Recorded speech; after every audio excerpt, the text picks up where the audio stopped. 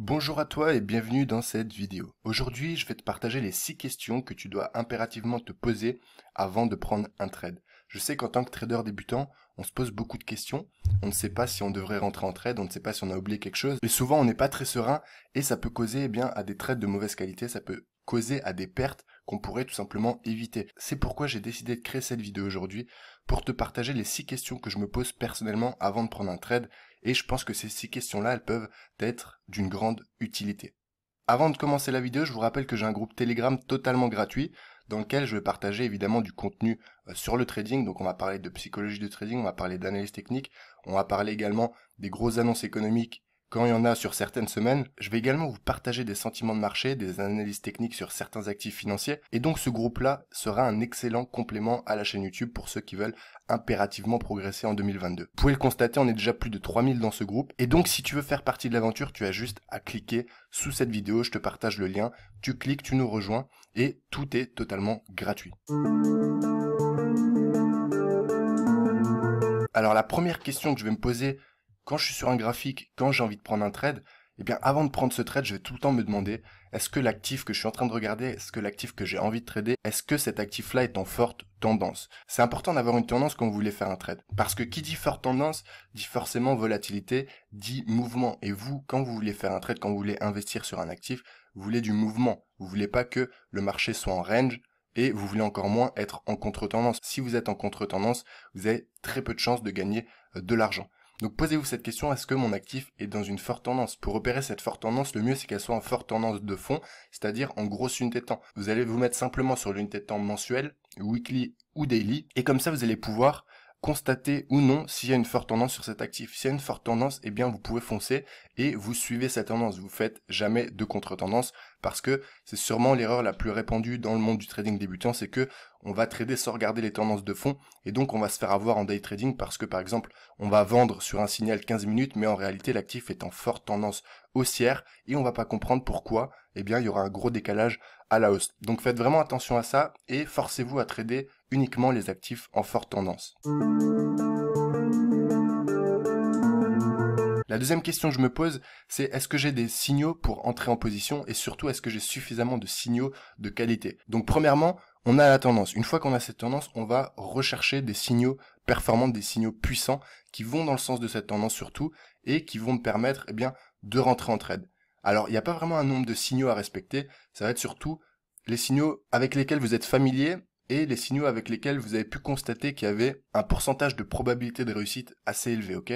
On va éviter les signaux de basse qualité qui marchent une fois sur 10. On veut vraiment viser des signaux qui vont nous donner des bonnes informations et qui vont nous permettre de rentrer dans des trades qualitatifs.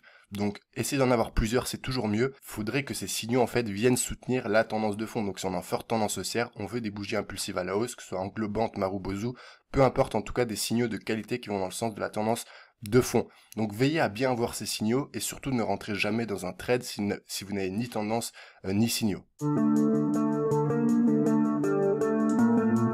Troisième question très importante, ça relève de la gestion du risque, c'est est-ce que je vais respecter mon money management si je rentre dans ce trade?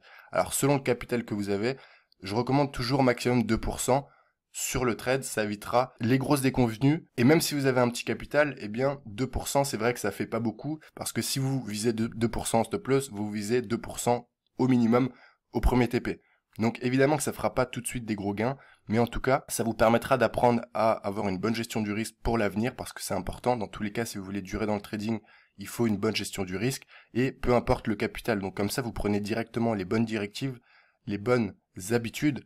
Et de cette façon, vous allez peut-être grossir petit à petit, mais en tout cas, vous allez grossir dans la durée votre capital de trading. Donc, pensez vraiment à respecter votre money management. On a tous fait ces erreurs-là, et c'est souvent quand on respecte pas le money management que les choses se passent mal. Donc, veillez bien à avoir une bonne gestion du risque pour pouvoir durer dans le trading.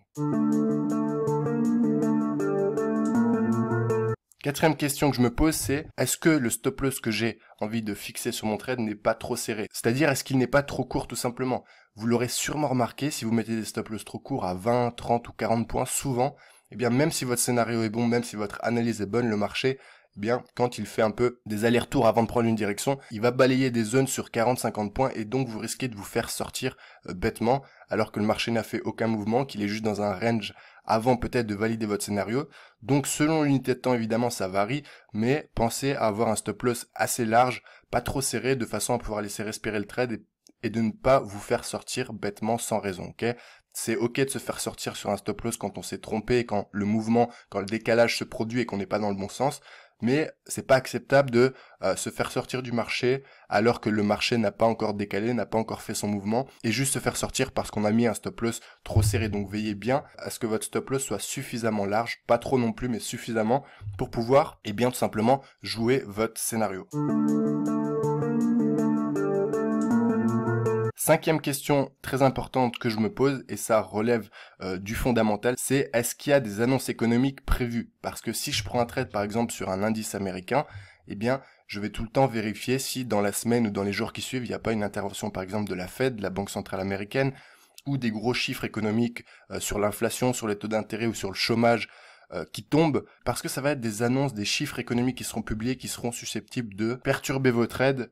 Et souvent, quand il y a une annonce économique, eh bien, le marché ne suit plus aucune analyse technique, il va juste réagir à ce chiffre économique qui tombe, et donc ça va dérégler un peu toute cette analyse-là que vous avez fait au préalable.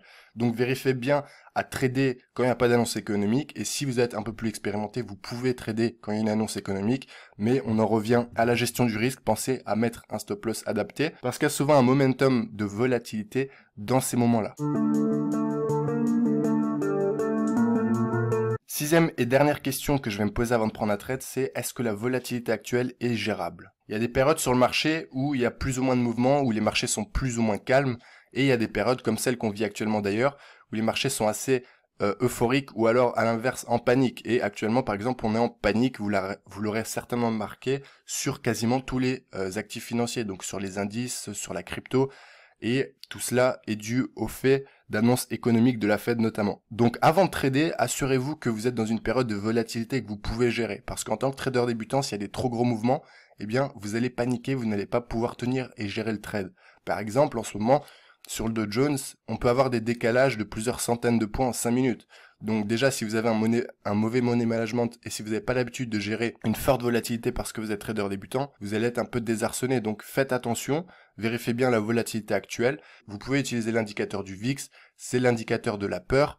Et vous allez voir de cette façon s'il y a beaucoup de volatilité actuellement sur le marché que vous voulez trader ou pas. Merci infiniment pour votre attention les amis, j'espère que cette vidéo vous aura été très utile. Quant à moi, je vous dis à demain sur la chaîne YouTube Le Trader Smart. Ciao ciao.